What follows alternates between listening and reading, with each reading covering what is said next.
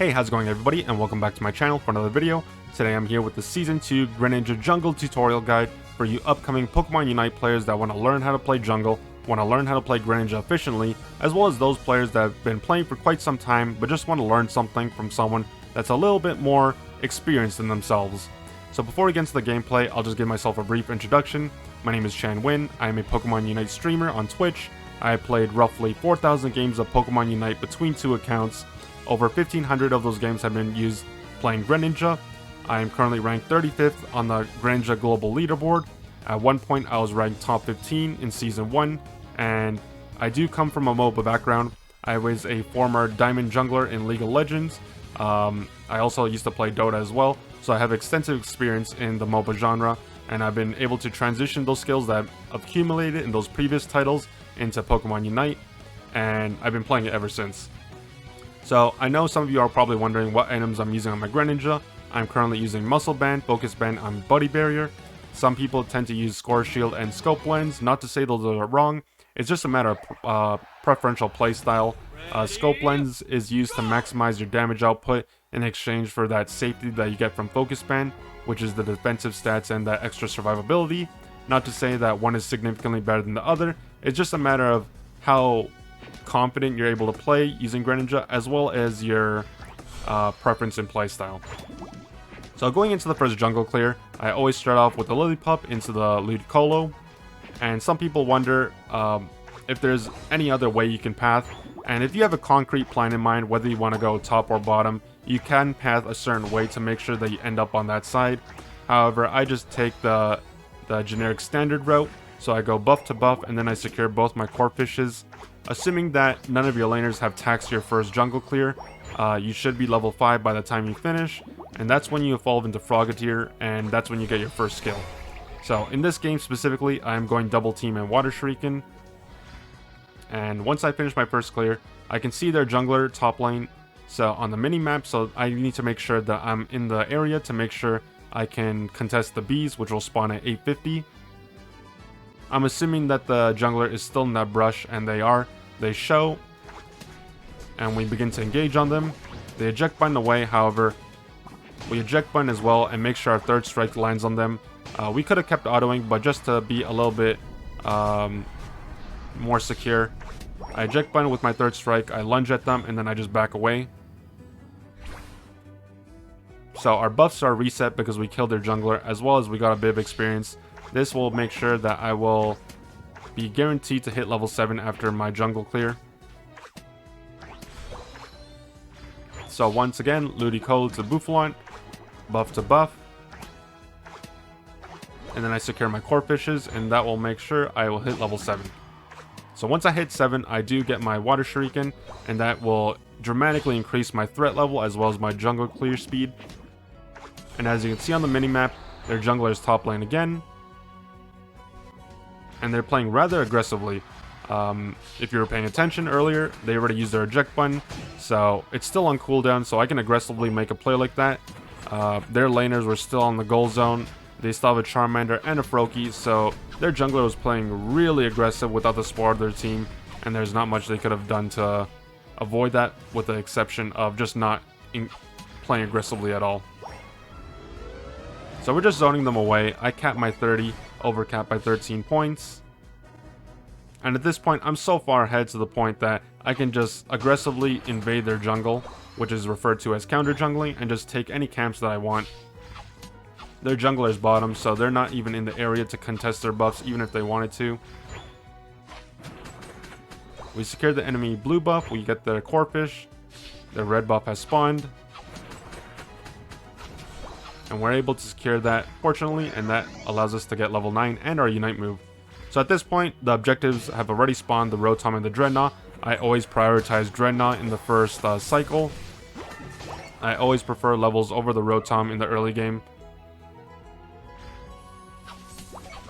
And all of my team members are down here, so this will be an easy Dreadnought secure. I communicate to my teammates that I'm going top, and they haven't started the Rotom, so that should mean that it should be a relatively easy secure. Granted that we don't make any major misplays. The enemy Greninja is capping a couple of points here and there. the enemy team is clustered together, so that's when I ultimate. I catch the Machoke, I catch the Greninja, I catch the Ivysaur. We get the Decidueye as well as the Machoke, and the Charmeleon eject buttons away. I have 40, the Ninetales has 40, and the Zora has 24, so we cap 104 points total, and that's really good considering the Rotom hasn't even been used yet, so it's just going to push towards the home goal. This is as good as a start that it can possibly get, and at this point, we just got to make sure that we don't, make any screw-ups and just keep our advantage. So because I use my Unite move top, I need to also make sure I get my Unite energy back, so it's better to get as many individual caps as you possibly can. I cap again, so I went from 71 to 80 Unite energy. Those caps really do make a difference. So a level 7 Ivysaur versus myself. I'm basically level 11 at the time, and now I'm level 12 after that kill. The Decidueye is trying to fight me for some strange reason. They're 3 levels down, and they just get deleted.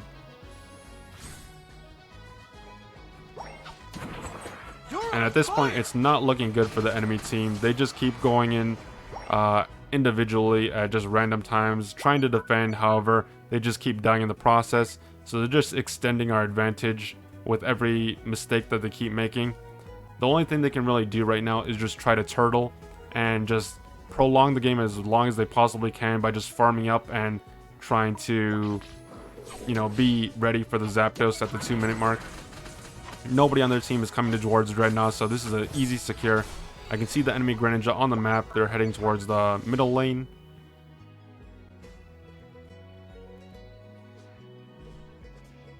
The Charizard is top with 40 points, trying to cap. However, they get interrupted. The Greninja is still here. We tag them with the Water Shrieking. They eject button away. The Charizard ulted.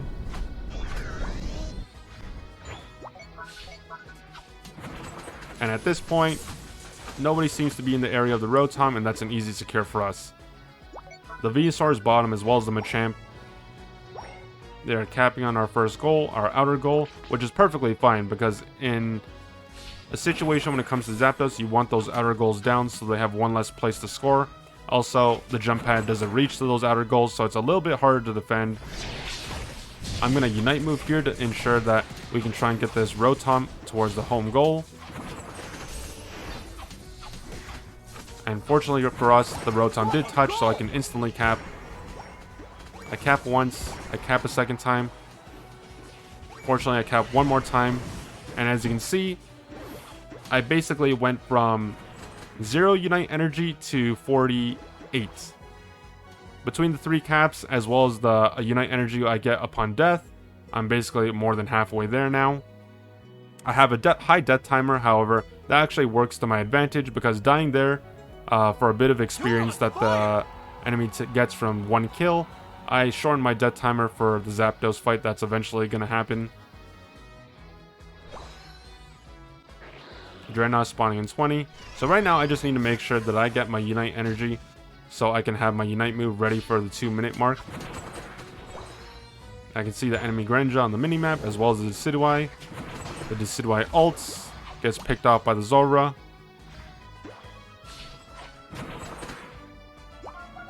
I eject button forward aggressively because I am a higher level, and I did want to try and get those double buffs. However, the enemy Greninja jungles eject buttons away.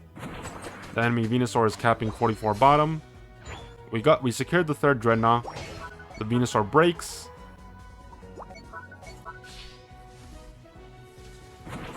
We use the Water Shuriken to secure the kill. There's 2 of their players dead. Zapdos spawning right about now. Their Greninja top lane trying to cap with 46 points. Because it's post 2 minutes, it's a ×2 multiplier. So they get 92. We're starting the Zapdos to force them to come middle. I know their carries are over here because I just saw them score. So at this point, I'm just going to Unite move and try to catch them both, which I do. And as you can see, we killed the 2 carries. Machamp is in the top lane. Their Venusaur was dead. And there's nobody left to contest the Zapdos. And that's pretty much a game. Unfortunately, the enemy team was really far behind in terms of levels. They basically lost every single objective that this game had to offer, including Zapdos as well. as well as their team was just caught out of position right before Zapdos, and that's really detrimental. When you're that far behind and you know it, your only win con is basically wiping the enemy team so you can score, or trying to coin flip Zapdos and hoping that the points that you can cap are enough to cover the difference from the early game, which is the first 8 minutes. Enemy Greninja unites. I score my 23 points for 46 total. And at this point, I basically could have recalled. I got a little greedy. However, at this point, we already know the game's over. So we kill the Machamp. The Venusaur Unite moves. I'm trying to kite around them. However, I get KO'd. Unfortunately, I die. My death timer is 37 seconds. And as you can see from the in-game time, the game is basically over for me. I'm not going to spawn before the game finishes, but that's perfectly fine. 3 of their team members are dead, and I already know that at this point, no matter how much they score, we're still going to win the game. So just a combination of, you know, poor individual plays from the opponents, but well execution on our side. We secured every single objective, and we just didn't let up on our advantage. We were able to transition that into objectives and points, and by the time Zapdos spawned, we were in a very comfortable position. So this game was pulled from my stream yesterday. It was a solo queue game. My rating at the time was roughly 1,500 points, and you know, I'm perfectly fine with playing solo. However, it can be a challenge at times. I'm sure some of you watching know as well as I do that solo queue can be a real pain in the butt. Between laners taxing your jungle and between people double jungling or just calling your role that you main.